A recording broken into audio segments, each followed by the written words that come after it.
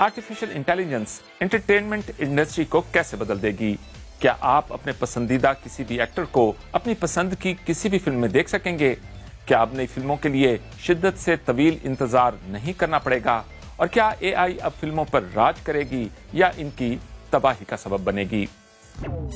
तसव्वुर करें, अगर ये मुमकिन हो जाए कि आप अपनी पसंद के किसी भी फिल्म के हीरो को शाहरुख खान या फिर टॉम क्रूज से बदल दें। मसनूई ज़हानत या एआई की मदद से ऐसा मुमकिन है, मगर हॉलीवुड के अदाकारों ने खबरदार किया है कि ये फिल्मी सनत के वजूद के लिए एक खतरा है, और ये उन वजूहात में से एक है जिनकी वजह से हॉलीवुड के अदाकार और दीगर अमला हड़ताल कर रहा है। लेकिन क्या एआई वाकई इस कदर बेहतर हो गई है? और अगर अदाकारों और फिल्मों की कहानियां लिखने वालों की जगह एआई ले लेती है तो इसका हम सार्फिन के लिए क्या मतलब होगा? क्या एआई अदाकारों की जगह ले सकती है?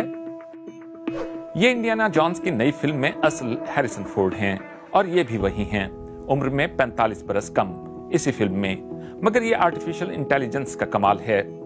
ये चीज कभी कभी तो नाजरीन को भी चौंका देती है, मगर इंतहाई मकबूल होने वाली फिल्मों में किरदार अदा करने वाले अदाकारों को कम उम्र करके दिखाना हॉलीवुड के रोजमर्रा के मामलात में आम बात है। आपको 2016 में रिलीज होने वाली स्टार वॉर्स की मूवी रोग वन में नौजवान शहजादी लेया का चेहरा तो याद है ना? इंडियाना जोन्स की नई फिल्म में फोर्ड के चेहरे को मोशन कैप्चर सॉफ्टवेयर के जरिए रिकॉर्ड किया गया, जिसके बाद उनके चेहरे को जवान करके दिखाया गया। मशीन लर्निंग ने कई सालों पर मुहित फुटेज का तज्जिया करके ये काम अंजाम देने में मदद दी।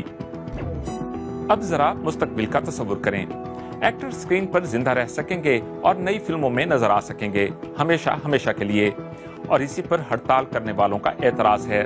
उनका कहना है कि फिल्म स्टूडियोज का मंसूबा है कि वो पस मंजर में नजर आने वाले अदाकारों को मोशन कैप्चर के जरिए स्कैन कर लें, उन्हें एक दिन की उजरत अदा करें और फिर कंपनी इस स्कैन की बुनियाद पर आर्टिफिशियल इंटेलिजेंस के जरिए उनसे हमेशा हमेशा के लिए मुख्तलिफ किरदार अदा करवा सकें, और वो भी मज़कूरा अदाकार या अदाकारा की इजाजत और उन्हें कोई उजरत अदा किए बगैर।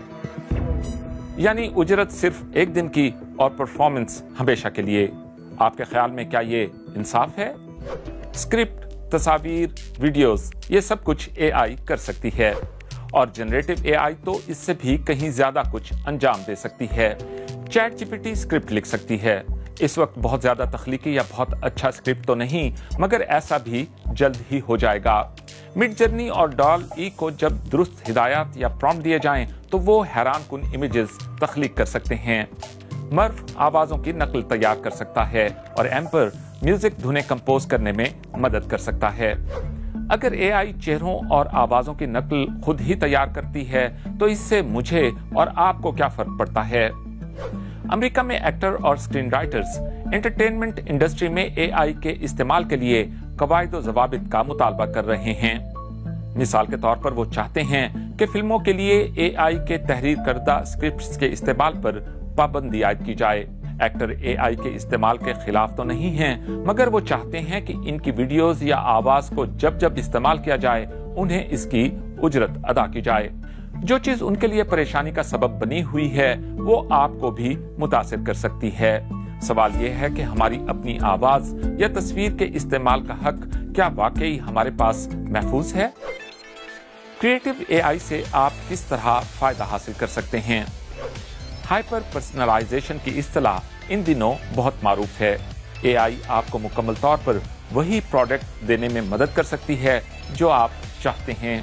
ये फिल्म के दौरान इश्तिहार में आपके अपने पसंदीदा अदाकारों को डालने में मदद दे सकती है। एआई की मदद से बॉलीवुड के मारूफ अदाकार शाहरुख खान अपनी आवाज और तस्वीर के जरिए हजार हाथ छोटी दुकानों को प्रमोट कर चुके हैं।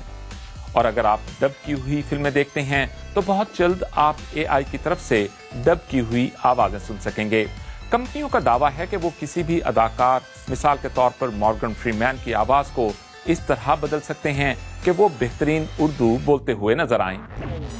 तो आपका क्या ख्याल है? एआई फिल्मों पर हुक्मरानी करेगी या फिल्मों की तबाही का सबब बनेगी?